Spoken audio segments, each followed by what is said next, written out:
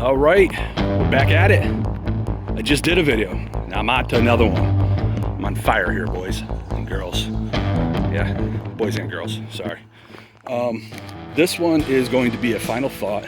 I've already done this video once, but I was in quite the mood and I didn't feel, I didn't put any effort into it. So I wanted to redo this. I do have notes this time. I want to read something from it. And the book, it's final thoughts on the book Son of Achilles, which was by Vincent Montez and Craig Hamann. Released in 2023, 137 pages long, and it's a Greek mythology fiction. I've said this before, the cover is amazing, the texture of the book is amazing. Those two things alone gave this book a good shot of me loving it, on top of the fact that it had Greek mythology. Excuse me, sorry about that. So let's see, we have characters in this. You have Achilles, you have Pyrrhus, who's his son.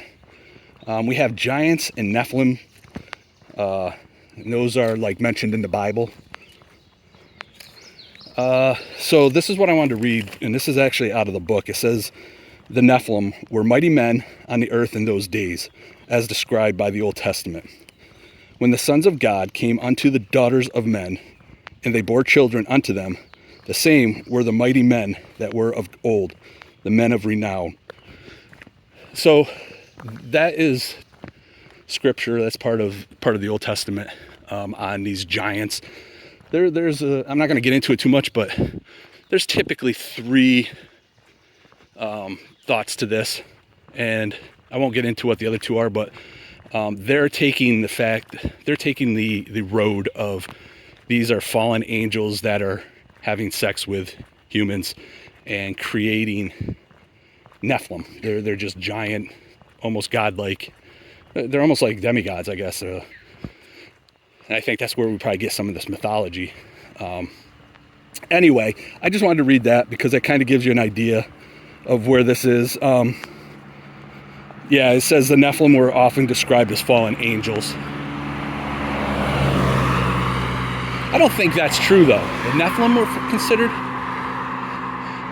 I kind of felt that the Nephilim were the byproduct of the fallen angels. I don't know. I have to look into that. I don't know that I agree with that. But, hey, I could be wrong, too. Anyway, let's see. So we have Nephilims, we have giants, we have Amazon women. They're Amazon warriors. I guess they're just large, beautiful women warriors. They're part of this. And then we have our bad guys. There's a handful of them, and a couple of them end up kind of being possessed by the god Apollo. I say that with a lowercase g. And let's see, we have Greeks, we have Trojans, and then we have, in this story, they do mention the Trojan horse. They do a little take on it from their perspective in this story. So that's just a list of the people. Let me just see, I want to make sure, I don't think I actually put much more notes on that. I don't know why there's a car over here, but yeah, I don't have any more notes on that. So what I will say is I don't want to spoil anything, but something happens to Apollo, or no, not Apollo, I'm sorry, Achilles, and his son basically wants to get revenge. And there are,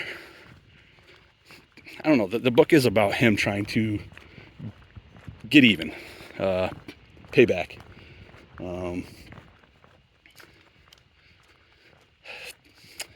Yeah. See, this is where I had a hard time with the last time I talked about this book. It has a lot of action, a lot of fighting, pretty brutal, and I know I enjoy that in my westerns, and I want to say that I should enjoy this in this book, but I found that I just wasn't really. I don't want to say I didn't like the book, because I didn't dislike it, but I was just kind of. Wasn't for me. How's that? Is that a polite way to say it? I finished it, but I did not enjoy it as much as I had hoped. This is probably one of the lower rating books that I've given a 2.75. We're going to throw in the quarters again. That's new to me. I originally gave it a 3, but the more I thought about it, I'm like, 3s are books where I enjoy them enough where they're good.